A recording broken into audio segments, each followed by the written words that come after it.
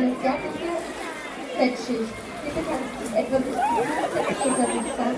Man nennt sie auch Pulver.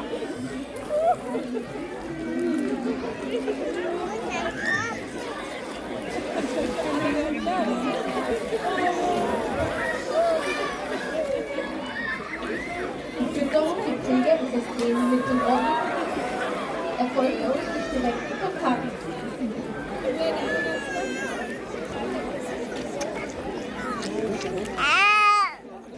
Bis so enger Kontakt zwischen Tier und Pflegerin oder Pfleger aufgebaut ist, kann es jedoch bis zu 6 Monate lang dauern.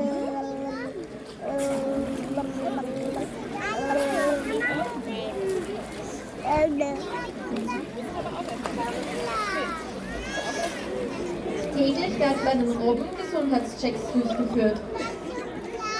So wird zum Beispiel regelmäßig ihr ganzer Körper abgetastet.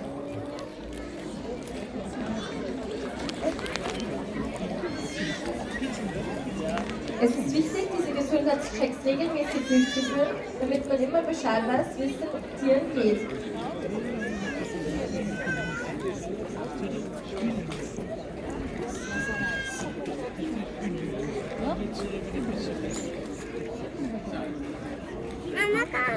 Das Training bei uns mit den Robben läuft völlig freiwillig ab. Wenn eine Robbe keine Lust hat mitzumachen, ist das kein Problem.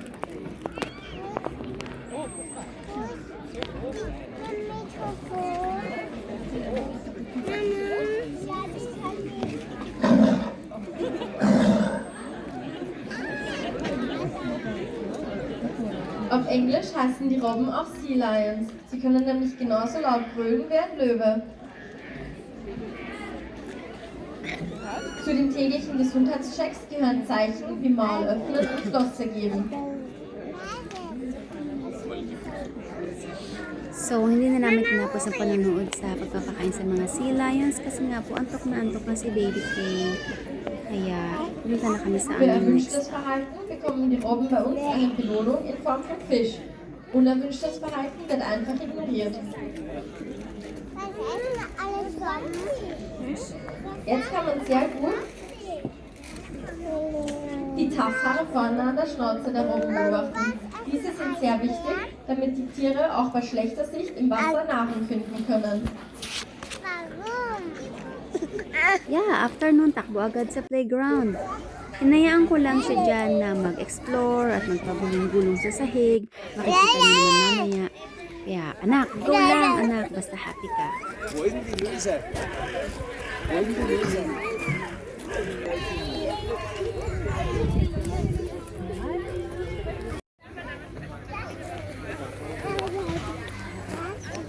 Peekaboo!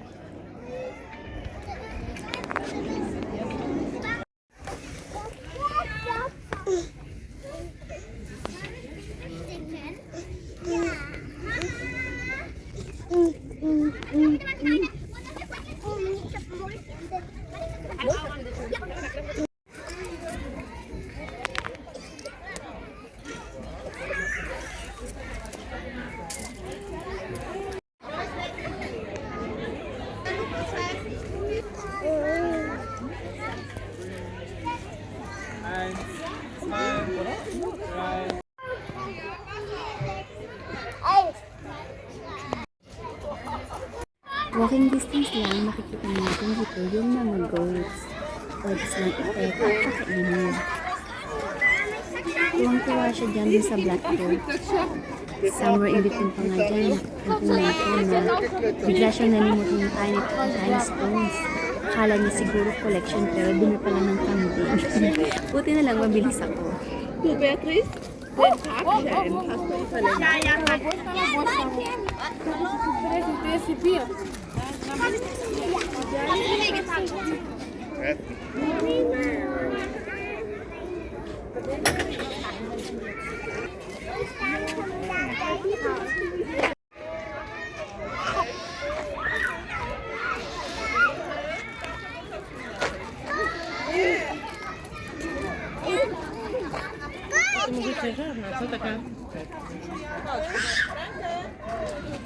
Ich zeige mir da. Może jedynko. Kupić, ale nie działa.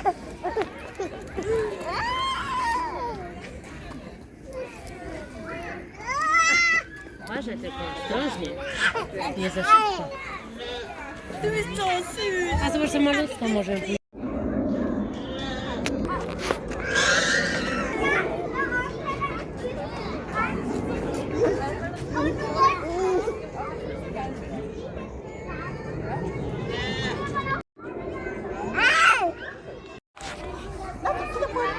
Nakakita din kami dito ng super cute na baby goat at nahaplos din siya ni Kay. Tuwang-tuwa din siya.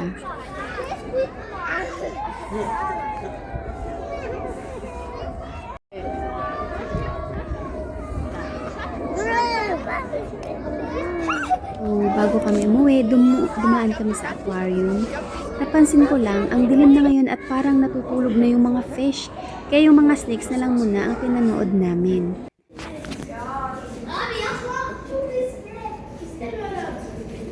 See you on our next zoo date.